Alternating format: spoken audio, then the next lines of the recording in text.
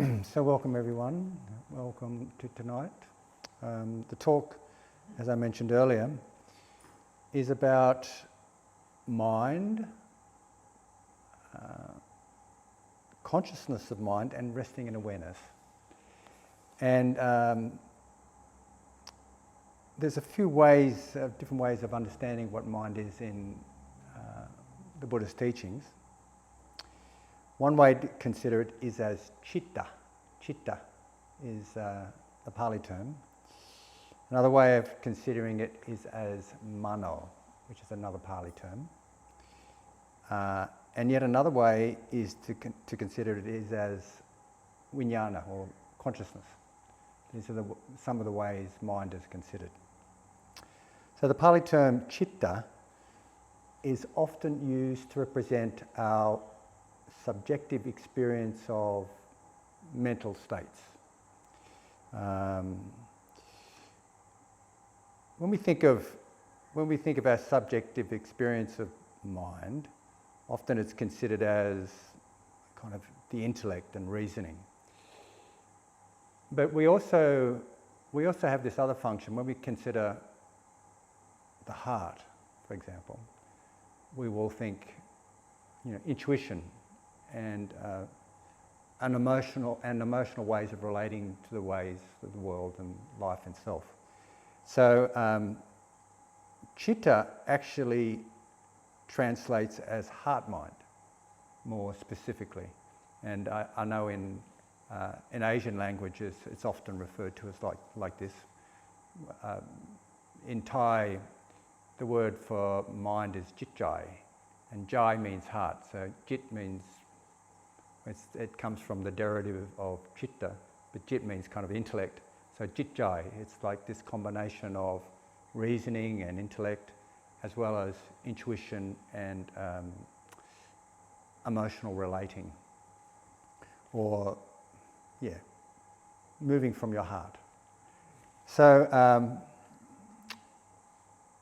the other term that I mentioned for mind is mana or manas, and this way of understanding mind refers to the intellectual aspects of subjective experiencing.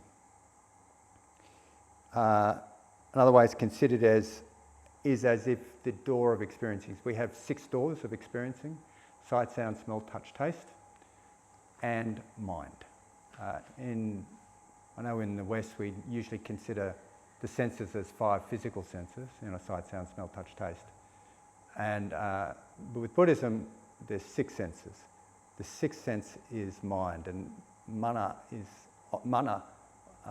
or mano is often considered as that 6th sense, or what happens through that 6th sense door, if that makes sense.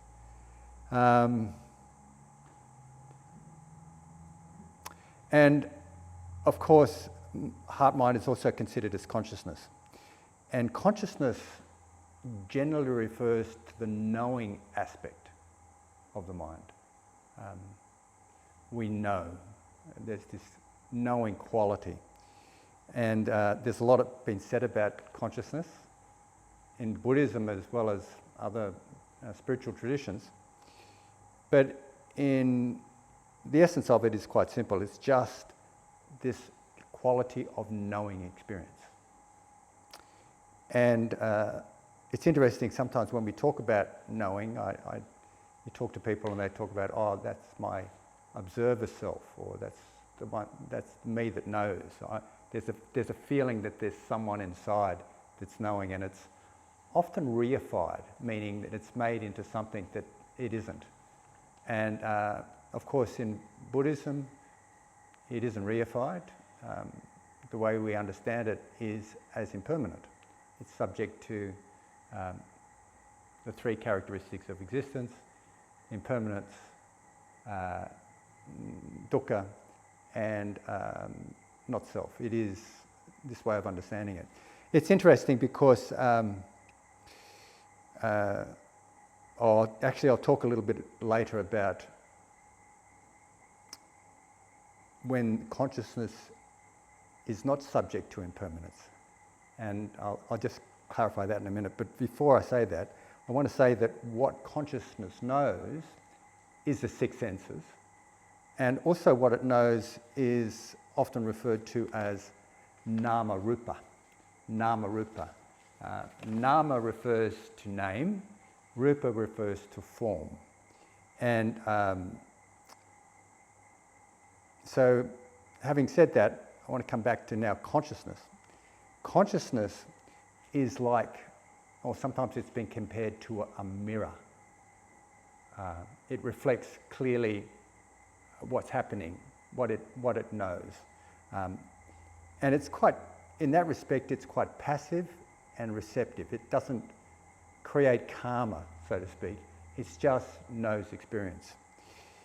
And another analogy that's used for consciousness is like a torch that shines on something. It might illuminate something, but it doesn't get impacted upon what it's illuminating other than it's illuminating it, if that makes sense.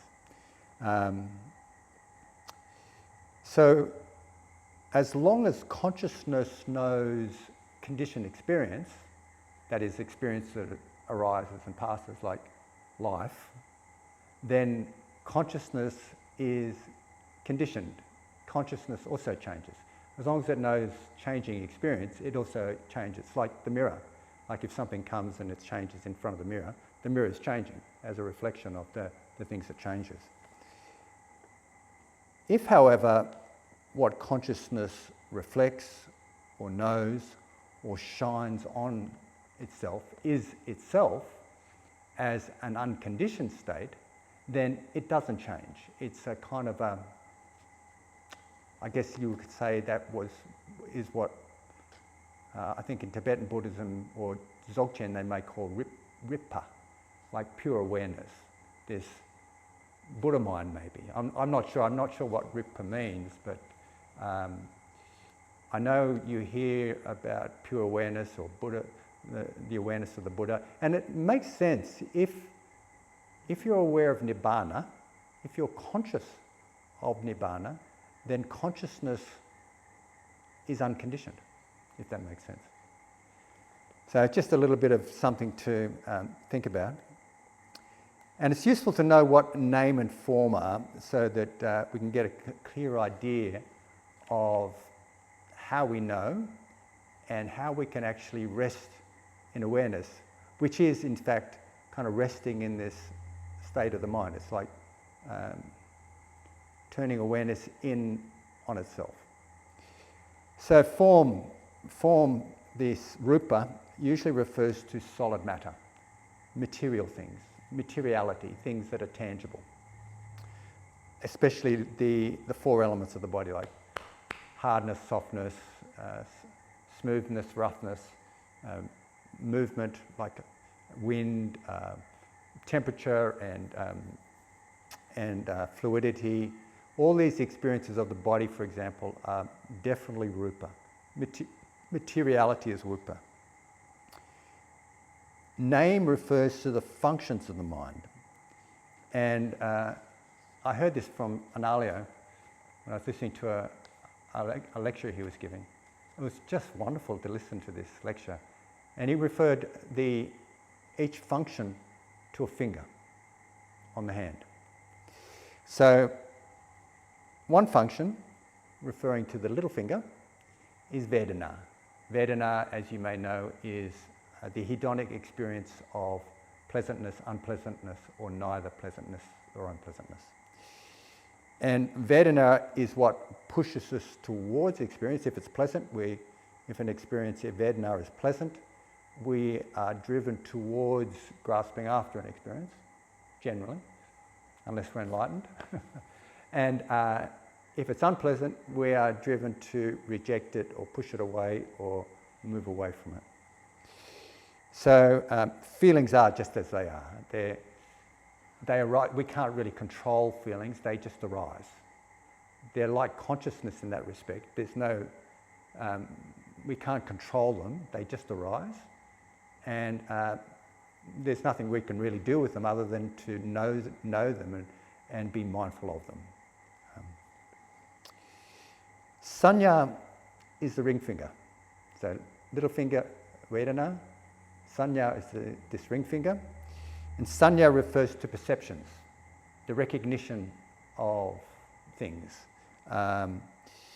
We need to perceive things to be human, and often our perceptions are incorrect. Often we will project and cover something with our perceptions. And in this respect, this influences our experience of life. Vedana and consciousness do not, but perceptions can, especially if we cover with incorrect perceptions on things. We sort of we put these incorrect perceptions will colour our experience.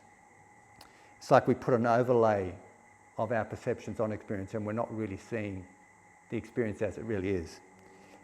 And misperceiving can get us into big trouble. So that's the ring finger. The next one, the middle finger, is volitions, and in Pali it's cetana. And volitions involve our decisions about things, our choices. And they include our intentions to do things. So if we intend unwholesomely, then unwholesomeness will follow. If we intend with wholesomeness, we have wholesome intentions, wholesome situations will follow. Often this function of mind is called volitional formations or mental formations, and I gave a talk about mental formations, or I mentioned mental formations in a talk last year. But it's this creative function of our mind. Sometimes it's called sankhara in Pali. This creative function of our mind, and with this mind we create many things. Sometimes things that are completely at odds with reality. It's like the thinking aspect of our mind when we create all sorts of problems, but also all sorts of wonderfully creative things. We need this to function as a human, but sometimes it can get us into big trouble. So that's that finger. The next finger, the pointing finger, or the next function is called contact. In Pali, passa. And passa refers to that momentary union of a sense object, a sense door, and sense consciousness. The way consciousness arises, and I'll try to make this accurate, it's like, say, seeing consciousness arises when there is an object to see, like a seeing object, as well as a sense-perceiving object, like the eye. When there's eye and vision or seeing object, seeing consciousness will arise. And this kind of formula is the same for all the senses, including mind. So passa, or contact, which is the pointing finger, refers to where experience happens. Like it happens at the union of these consciousness, sense door, and sense object. So it's kind of like pointing to experience. It's really quite interesting. Now the thumb. The thumb is this last faculty, or this last function of mind, and it's called attention, manasikara. And it's the directing of mental energies. It's the doing of things. It's where our mental energies go. It's the direction. It's not the place that they go, but it's the directing of our attention. And we can direct attention in a certain way. We can direct it unwisely or wisely. When we have unwise attention, it's like we're directing it in a way where we feed into the kilesa, or feed into greed, ignorance and hatred, the root causes of suffering. With unwise attention, we might attend to something in a way where it's just going to grow our kilesa, make more suffering. Wise attention, on the other hand, is where we direct attention wholesomely in a way that's kind of driven by generosity, the opposite of greed, ignorance and hatred. Generosity, warm benevolence or warm friendliness, and wisdom. So like I'm looking at a camera right now. I could look at that camera with greed, like I could attend to it in a way was, oh, how can I keep that camera forever, and how can I make the most out of that camera, and I don't want anybody else to take that camera, I'm going to keep it for the rest of my life. Or that I can attend it unwholesomely, or I can attend it wholesomely. I can attend that to the camera and think, wow, this is a wonderful machine. It's able to record Dharma talks, and I'll be able to share these Dharma talks online and all the rest of it. So it's the way we attend to things. So these attention can go to each of the fingers. Yeah. So it can go to Vedana, it can go to perceptions, it can go to contact, it can go to Sankhara, mental formations or volitional formations, and it can go to contact. It can also go to consciousness.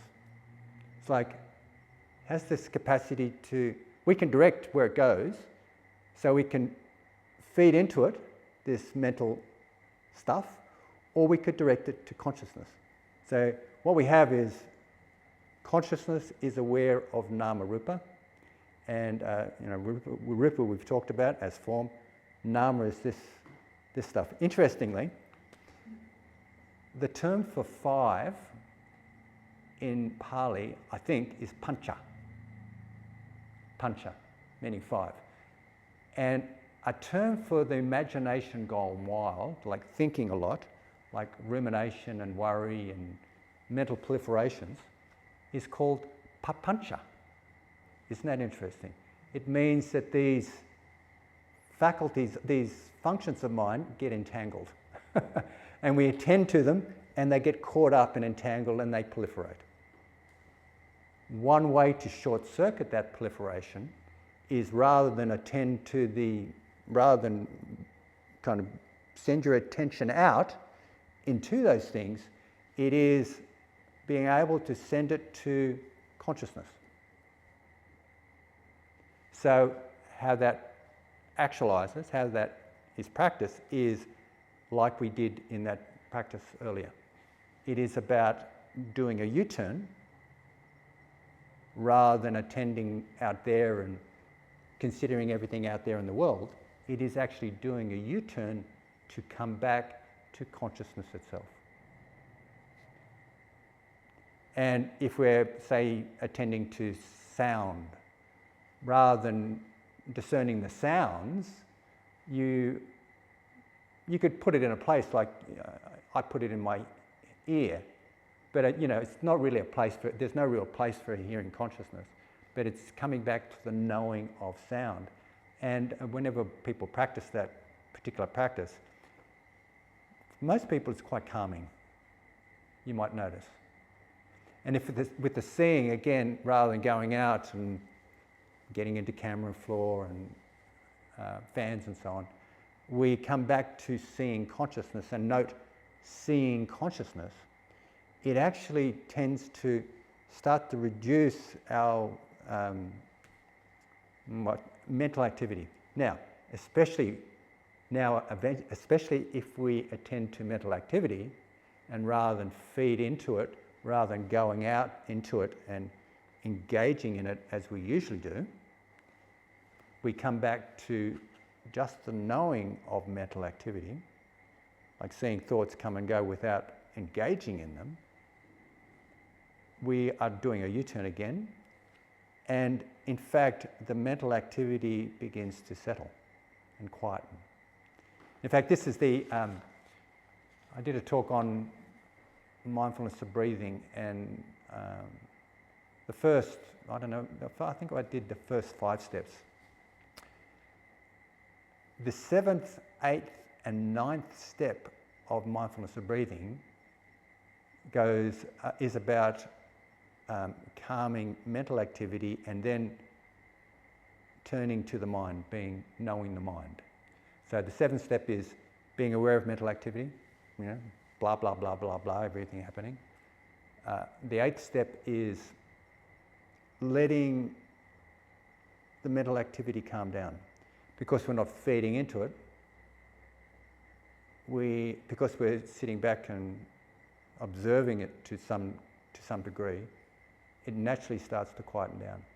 When it starts to quieten down and we still have awareness, what's left is just awareness of awareness. And this is the 9th step where we're aware of consciousness. We're resting in mind. And this is very quiet, still and peaceful. So, when I practice awareness and awareness, sometimes it's a big hit and miss. I think these practices, the practices I learnt with Alan Wallace, which come from the Tibetan tradition, one practice was resting the mind, settling the mind in its natural state, which is about watching mind and objects of mind and letting them settle down. That was a fantastic practice. Another practice I learnt with Alan Wallace was called awareness of awareness. And what I realise now is that it's the same as these steps that we find in the Anapanasati Sutta or the Mindfulness of Breathing Sutta, referring to awareness of mind or consciousness of consciousness. And when I actually practiced that, there's a lot of different ways to kind of do it. Sometimes it felt like one mirror was putting up against another mirror and there's this kind of infinite reflections. What I eventually settled on was just resting in being present rather than going out. When consciousness is referred to as a light illuminating something, like a torch illuminating something, consciousness can also illuminate itself. So the actual practice of this resting in awareness, for me, is actually like coming deeply inside and not having any movement, not grasping after anything, not reaching out for anything, but just sitting back and resting in awareness. So no movement, no going anywhere, just here now, resting in awareness. Thank you very much. Thank you for your attention. And I